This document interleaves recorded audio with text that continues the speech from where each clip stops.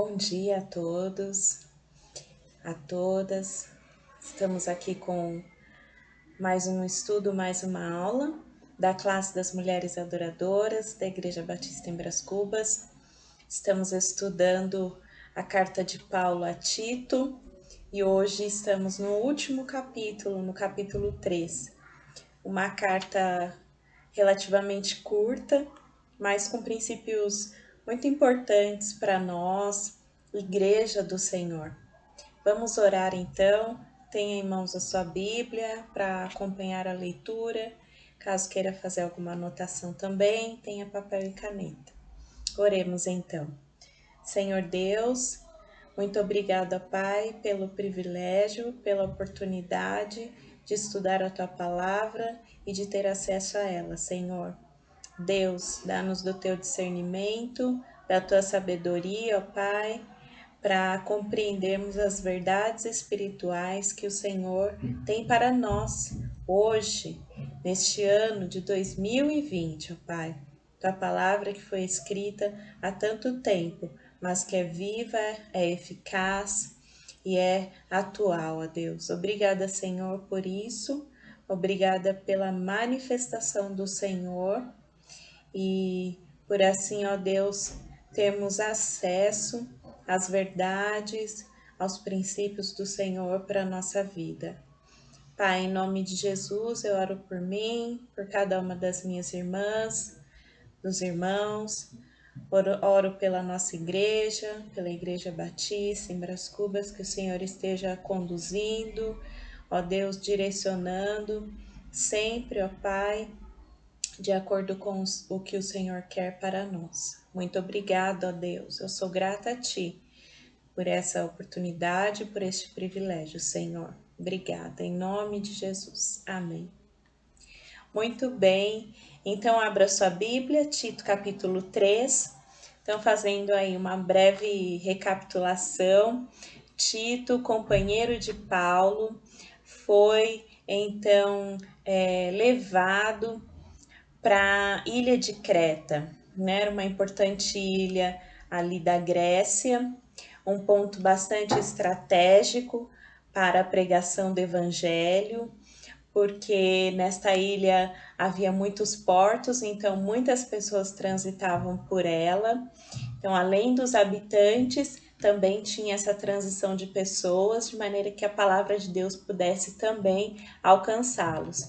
E ele foi, então, conduzido para lá, né, levado para lá.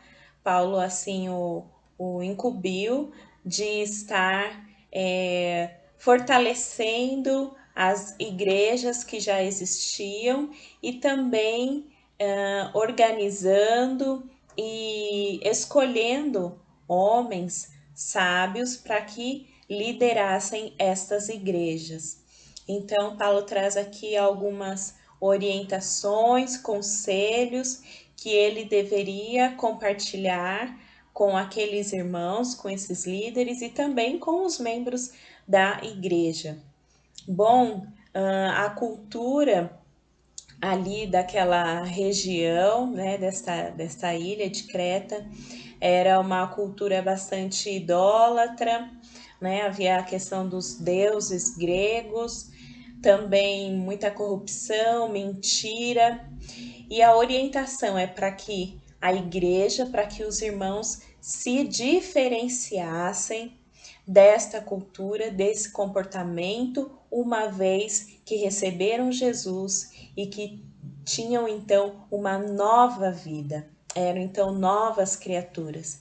Então, que eles não continuassem com aquelas práticas que eram comuns, mas que eles, agora restaurados e regenerados pelo Espírito Santo, tivessem uma vida diferente e dessem ali testemunho desse novo nascimento em Cristo Jesus. E isso é para nós também, né? A partir do momento em que recebemos a Cristo, nós somos então transformados, nascemos de novo e a cada dia seguimos nesse processo de santificação, de santidade, né? A salvação conduz, leva à santidade pelo agir do Espírito Santo na nossa vida. Então, essa era a orientação geral para aqueles irmãos e para nós também hoje, no tempo que nós vivemos, que não nos amoldemos aos padrões desse mundo, da nossa cultura, da nossa comunidade, mas que tenhamos uma vida diferente, que possamos testemunhar. Então, em suma, esta carta, né, esses 3 capítulos desta carta de Paulo a Tito falam bastante sobre a conduta cristã.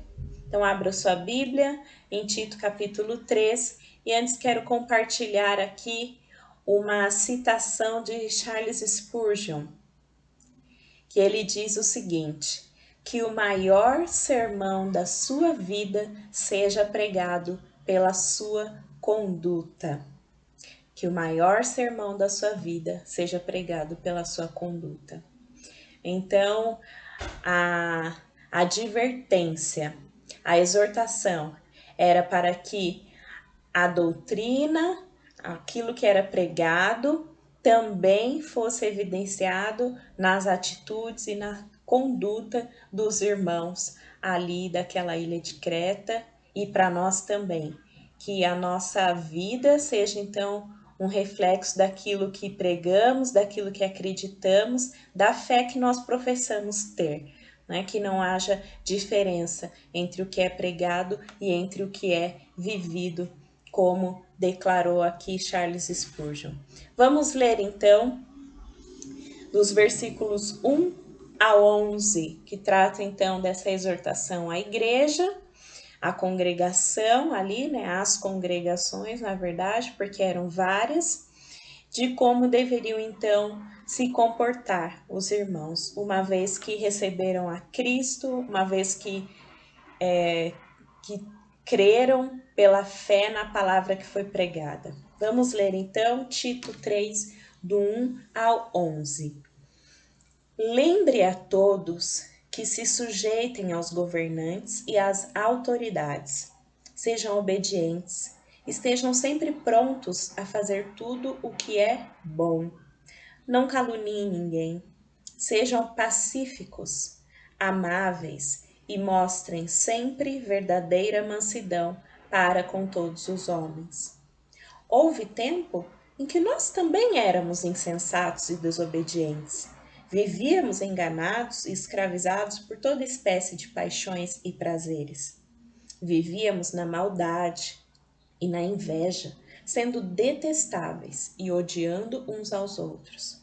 Mas, quando da parte de Deus, nosso Salvador, se manifestaram a bondade e o amor pelos homens, não por causa de atos de justiça que por nós praticados, mas devido à sua misericórdia, ele nos salvou pelo lavar regenerador e renovador do Espírito Santo, que ele derramou sobre nós generosamente por meio de Jesus Cristo, nosso Salvador.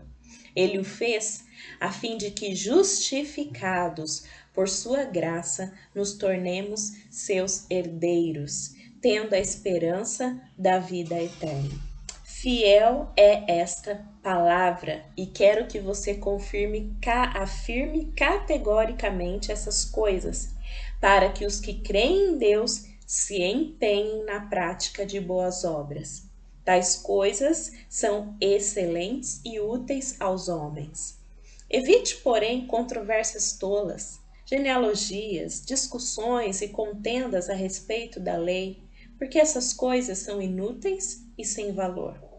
Quanto àquele que provoca divisões, advirta uma primeira e uma segunda vez. Depois disso, rejeite-o. Você sabe que tal pessoa se perverteu e está em pecado. Por si mesma está condenada. Então, aqui, Paulo traz essas exortações à congregação. E começa com a questão da autoridade dos governos. Então, o cristão e as autoridades. Como devemos nos comportar diante das autoridades e dos governos instituídos? Qual a orientação da palavra de Deus? No versículo 1 isso fica muito claro para nós, que todos os governos, eles são ordenados por Deus.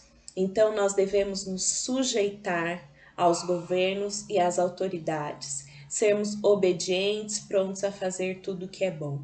Vamos ler também este texto, Romanos 13, 1.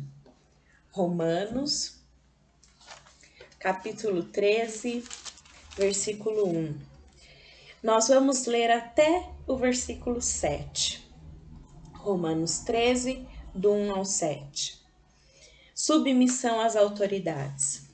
Todos devem sujeitar-se às autoridades governamentais, pois não há autoridade que não venha de Deus. As autoridades que existem foram por ele estabelecidas. Portanto, aquele que se rebela contra a autoridade está se colocando contra o que Deus instituiu. E aqueles que assim procedem trazem condenação sobre si mesmos. Pois os governantes não devem ser temidos, a não ser pelos que praticam o mal. Você quer viver livre do medo da autoridade? Pratique o bem, e ela o enaltecerá, pois é serva de Deus para o seu bem. Mas se você praticar o mal, tenha medo, pois ela não porta a espada sem motivo. É serva de Deus, agente da justiça para punir quem pratica o mal. Portanto, é necessário que sejamos submissos às autoridades, não apenas por causa da possibilidade de uma punição, mas também por questão de consciência. É por isso também que vocês pagam imposto, pois as autoridades estão a serviço de Deus, sempre dedicadas a esse trabalho. Deem a cada um que lhe é devido, se imposto, imposto, se tributo, tributo, se temor, temor, se honra, honra. Então, aqui mesmo Paulo, que escreve a Tito, escreveu também aos Romanos, trazendo essa questão das autoridades, como devemos nos portar. A ausência de um governo pode levar à anarquia. Então, os governantes devem ser respeitados em sua posição de autoridade. Quando, como nós lemos aqui, quando obedecemos às autoridades, nós estamos, na verdade, nos sujeitando a Deus que a instituiu. Mas e se o governo incentiva a desobediência a Deus? Aí nós vamos para Atos 5, 29. Atos dos Apóstolos, capítulo 5, versículo 29. Pedro e os outros apóstolos responderam: é preciso obedecer antes a Deus do que aos homens. Então, no caso de uma autoridade incentivar a prática de algum ato ou comportamento que seja contrário à palavra de Deus, aí sim a palavra diz que nós devemos nos sujeitar antes a Deus do que aos homens. Nesta situação específica. Então, a palavra de Deus é bem clara, que devemos nos sujeitar às autoridades instituídas pelo Senhor. Os cristãos neste mundo, os irmãos, as irmãs e irmãos que porventura estejam acompanhando a aula, devem ter percebido no estudo desta carta de Paulo a Tito que o enfoque é bastante para o comportamento do cristão na sociedade. Nós não somos deste mundo, mas nós estamos neste mundo. Então, qual deve ser o nosso comportamento? Esse é o enfoque, né, desta carta. Então, como nós no mundo devemos nos comportar? Então, devemos obedecer todas as leis, pagar tributos e taxas, como nós vimos no texto de Romanos. Devemos obedecer às leis instituídas. Sempre que estou dirigindo, sempre me lembro do meu esposo, também do pastor Walter, que sempre falava sobre a questão do limite de velocidade, de obedecermos às leis, para que estejamos então protegidos, né? As leis servem para nos proteger, por isso nós devemos obedecer. Nós estamos no mundo, mas nós não somos deste mundo. Vamos ler João 17, do 14 ao 16. João 17, 14 e 16. Olha o que diz a palavra de Deus. 14 ao 16. Dei-lhes a tua palavra e o mundo os odiou, pois eles não são do mundo, como eu também não sou. Não rogo que os tires do mundo, mas que os protejas do maligno. Eles não são do mundo, como eu também não sou. Então, aqui a palavra de Deus é bem clara, né? Nós não somos deste mundo, mas nós estamos vivendo aqui. E assim Jesus intercedeu para que Deus nos guardasse, nos protegesse, nos livrasse do mal, mas que não nos tirasse daqui. Porque aqui devemos então testemunhar do Senhor. O sistema do mundo está nas mãos do maligno. 1 João 5:19. Um pouquinho para frente. 1 João, capítulo 5, versículo 19, que diz a palavra do Senhor assim: Sabemos que somos de Deus e que o mundo todo está sob o poder do maligno. Então, nós vemos isso, um sistema corrupto, um sistema mau, um sistema maligno, né, governando este mundo, porque a palavra diz, né, que o mundo todo está sob o poder do maligno. Por isso, devemos permanecer firmes e vigiar. Nossa missão no mundo é levar as boas novas de salvação. Devemos estar prontos para toda boa obra. E aí quero ler, então, com os irmãos, um texto que está em Isaías 52, versículo 7. Isaías 52, versículo 7. A palavra de Deus diz: Como são belos nos montes os pés daqueles que anunciam boas novas, que proclamam a paz, que trazem boas notícias, que proclamam salvação, que dizem a Sião: o seu Deus reina. Então, aqui está o nosso papel neste mundo. Enquanto estamos aqui, o que devemos fazer? Devemos anunciar as boas novas de salvação. Anunciar que Jesus Cristo é o Salvador. Este é o nosso papel. Não devemos nos apegar a este mundo como se fôssemos viver aqui para sempre. Mas enquanto estamos aqui, devemos cumprir esta missão como igreja, anunciar as boas novas, proclamar a paz. Então, sermos pacificadores. Quantas circunstâncias, momentos difíceis temos passado, pessoas perto de nós, sofrendo, nós mesmos. Então, a palavra de Deus nos diz que nós devemos anunciar as boas novas, proclamar a paz. Então, auxiliarmos nesse momento de tanta dificuldade, de tanta luta, que tenhamos uma palavra de esperança para dar para aqueles que estão perto de nós, que convivem conosco e que em algum momento possam precisar de ajuda. Então, aqui o papel nosso da igreja, né? Enquanto estamos neste mundo, estarmos prontos para toda boa obra. E Paulo traz nestes versículos também a doutrina da salvação. Vamos voltar um pouquinho. Então, Tito 3, o versículo 3.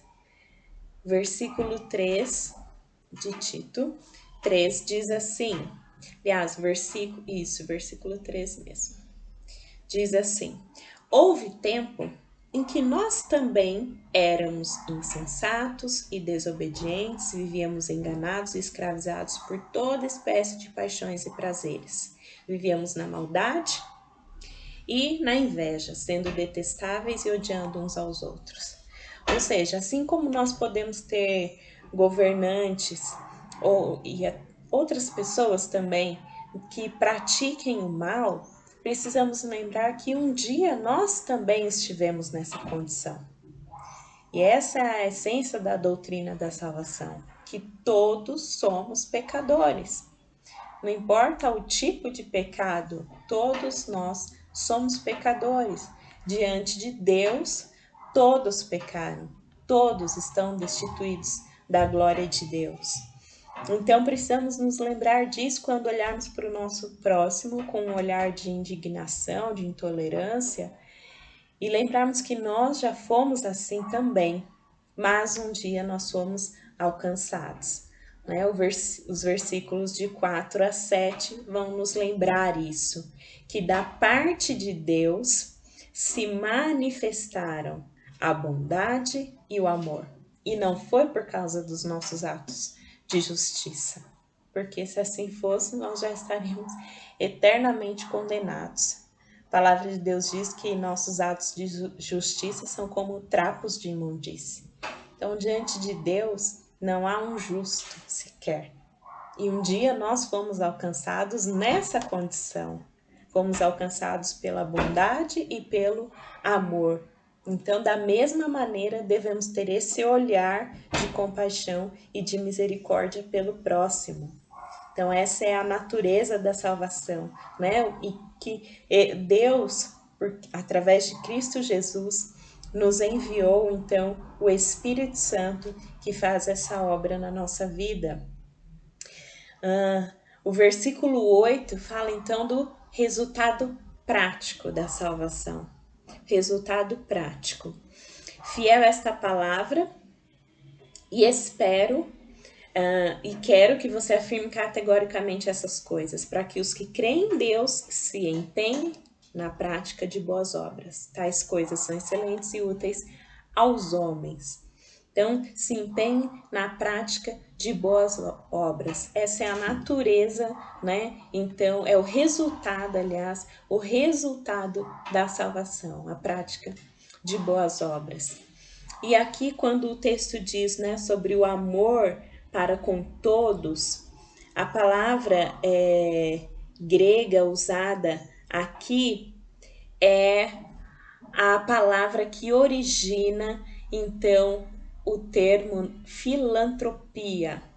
Né? Os irmãos já devem ter ouvido, né, que nós temos entidades filantrópicas. São aquelas entidades que não têm um caráter lucrativo, mas, né, as ONGs, por exemplo, que oferecem um serviço voluntário de ajuda, isso é filantropia.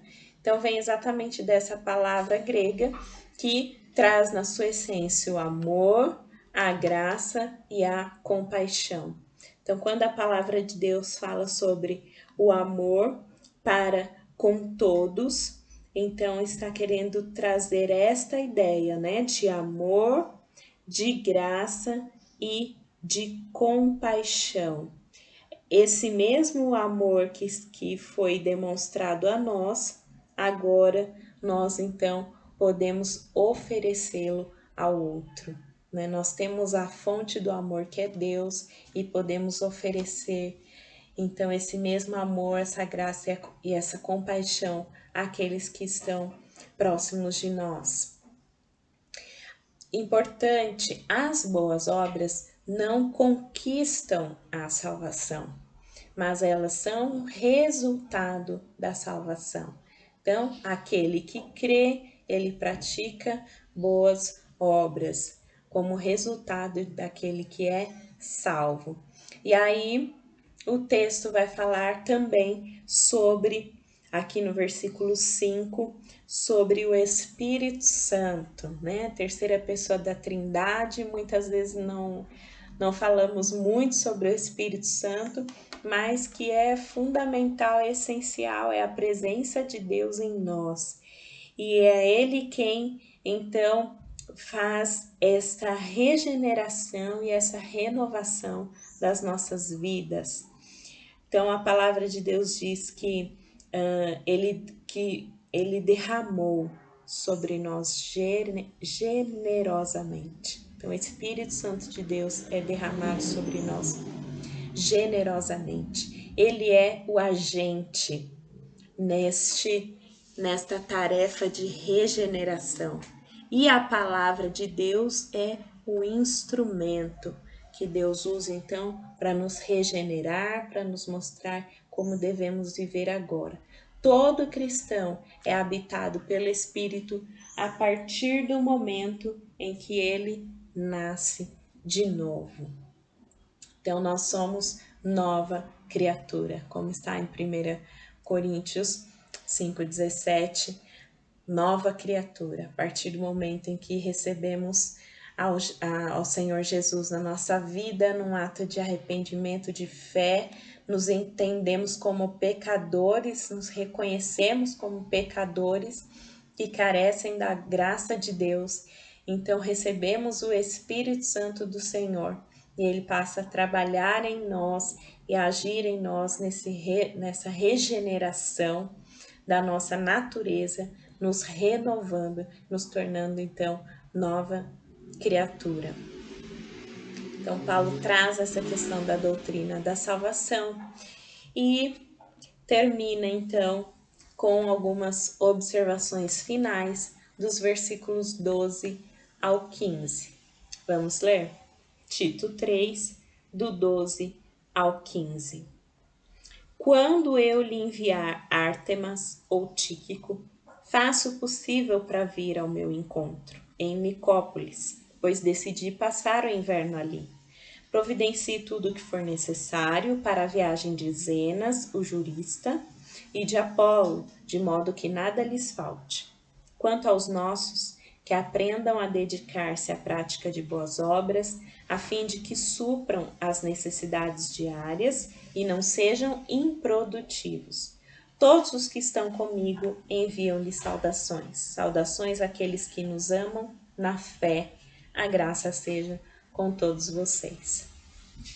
Então, aqui, observações finais em que nós podemos ver nitidamente a preocupação de Paulo com o próximo, essa característica do cristão, de que ele não se preocupa apenas consigo, mas com o próximo, está disposto a ajudar, né? Traz a importância para a gente da amizade, de termos laços afetivos com os irmãos, a hospitalidade, a fraternidade entre os irmãos, né? Esse amor fraterno, esse amor sadio, saudável e que nos identifica como cristãos, né? O amor é a identidade do cristão.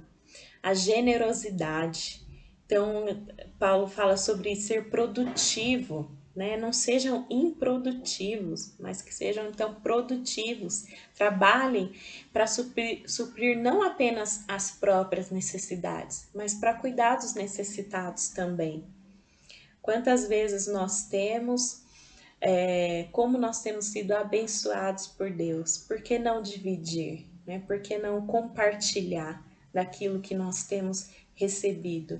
E isso é característica, a identidade do cristão, né? Compartilhar, é dividir.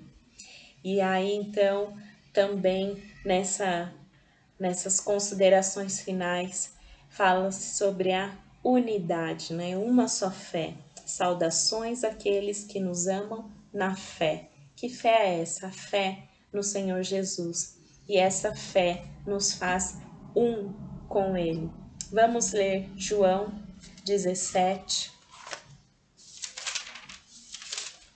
João 17, versículos 20 e 21. Então Jesus, ele ora por si, ele ora pelos seus discípulos e ele finalmente então ora por todos os crentes. E nós estamos aqui incluídos nessa oração. João 17, 20 e 21. Minha oração não é apenas por eles. Rogo também por aqueles que crerão em mim por meio da mensagem deles, para que todos sejam um, Pai, como tu estás em mim e eu em ti, que eles também estejam em nós, para que o mundo creia que tu me enviaste. Que oração, que intercessão maravilhosa que Jesus Cristo fez para que nós fôssemos um, para que nos ajudássemos e para que estivéssemos unidos pela fé. né? Então, oro também por aqueles que crerão em mim. Então, assim, o Senhor Jesus fez essa oração, esse pedido, para que nós fôssemos um. Essa é a identidade do cristão, o amor, a unidade. Então, que possamos preservá-la, que possamos nos esforçar por ela, pela unidade. Hoje nós estamos vivendo um tempo de afastamento social, não podemos estar juntos como fazíamos antigamente, né? No início desse ano, mas nós podemos estar unidos pela fé. Nós podemos estar unidos buscando o mesmo Deus. Juntos nos momentos em que assim é possível e dessa maneira intensa, orando uns pelos outros. Nada nos impede de pegar nosso celular, nós temos as tecnologias, de entrarmos em contato com alguém, de orar por alguém, orar com alguém, de levar uma palavra, de oferecer uma ajuda, de compartilhar o pão, de presentear alguém. Isso evidencia que nós fomos regenerados, nós fomos transformados e que nós não vivemos mais só para nós mesmos, mas que nós enxergamos o outro, vemos o outro, a necessidade e estamos prontos para atender. Isso é ser cristão, isso é cristianismo de verdade. Então, Paulo exorta os irmãos ali para que eles mantenham isso, para que eles zelem pela conduta, para que ela seja a mesma daquilo que é pregado e professado. E isso é ser cristão, não apenas da boca para fora, mas ter uma vida que revele a fé e a doutrina naquilo que cremos. Então, ficam essas lições, essas exortações e orientações para nós, que às vezes acabamos nos perdendo um pouco, desviando um pouco o nosso olhar e vivendo tão somente para essa vida e buscando as coisas daqui, quando na verdade a nossa cidadania é no céu. Mas enquanto estamos aqui, que sejamos luz para esse mundo, que Jesus possa brilhar através de nós, que haja em nós o mesmo sentimento que houve em Cristo, não é mesmo? Que ele se humilhou, mesmo tendo toda a glória, ele deixou e veio a esse mundo viver como nós, humanos, e assim expressar e toda a obediência que ele tinha ao Pai. Então, que a nossa vida também seja um reflexo dessa fé, dessa crença, do amor que Deus tem por nós e que agora nós somos então instrumentos do Senhor para compartilhá-lo. Deus abençoe a sua vida.